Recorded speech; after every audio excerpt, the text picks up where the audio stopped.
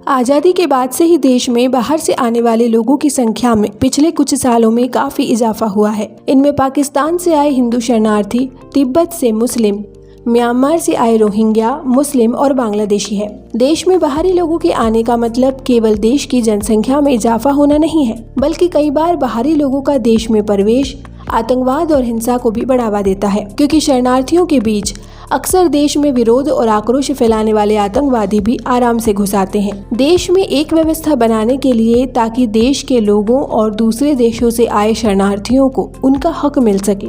इसके लिए राष्ट्रीय नागरिक रजिस्टर यानी NRC के जरिए लोगों की जनगणना की जाती है। हालांकि ये जनगणना केवल भारत के असम राज्य में ही की जाती है।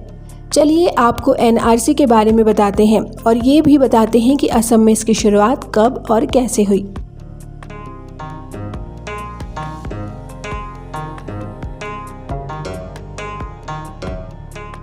नमस्कार, स्वागत है आपका हमारे चैनल सेरेब्रल सर्कल में। दरअसल रिपोर्ट्स के अनुसार अंग्रेजों ने साल 1905 में बंगाल के दो हिस्से कर असम और पूर्वी बंगाल का निर्माण किया। पूर्वी बंगाल आजादी के बाद पूर्वी पाकिस्तान और बाद में बांग्लादेश बना। असम में चाय की खेती की वजह से बाहर से लोग यहाँ काम की तलाश में चाय बागानों में काम करने के लिए आते रहते थे, जिस वजह से असम के लोगों को इससे काफी परेशानी होती थी और शिकायत रहती थी बाहर से कोई भी उनके वहाँ आ जाता है।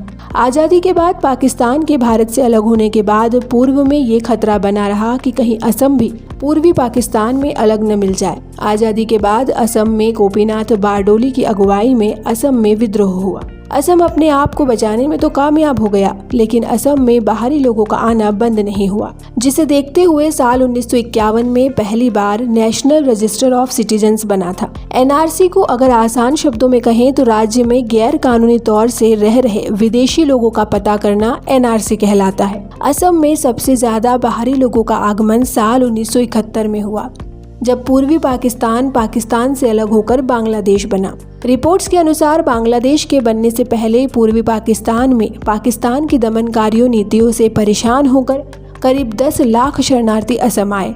लेकिन उस समय की तत्कालीन प्रधानमंत्री इंदिरा गांधी ने शरणार्थियों को ये कहकर जाने के लिए कहा कि शरणार्थी चाहे किसी भी धर्म का क्यों न हो, उसे अपने देश लौटना ही पड़ेगा। दरअसल इंदिरा गांधी का कहना था कि पूर्वी पाकिस्तान से आए रिफ्यूजियों के कारण देश पर बोझ बढ़ा है, साथ ही देश की राजनीतिक और आर्थिक स्थिति पर भी असर पड़ रहा है, जिसके चलते वो इन्हें यहाँ रखने का बोझ नहीं उठा सकते।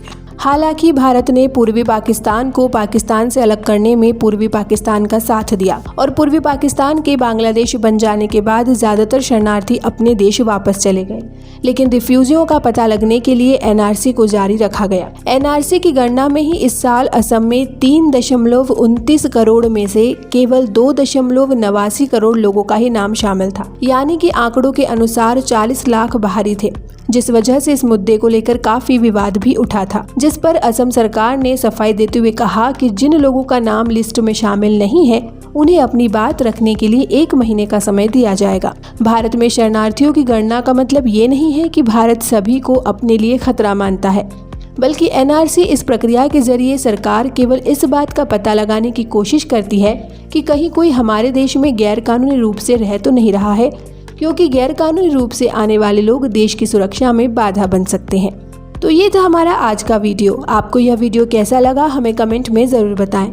वीडियो पसंद आए तो इसे लाइक और शेयर करें और चैनल को सब्सक्राइब करना ना भूलें। हम आपके लिए ऐसी ही और वीडियोस लाते रहेंगे। तब तक के लिए धन्यवाद।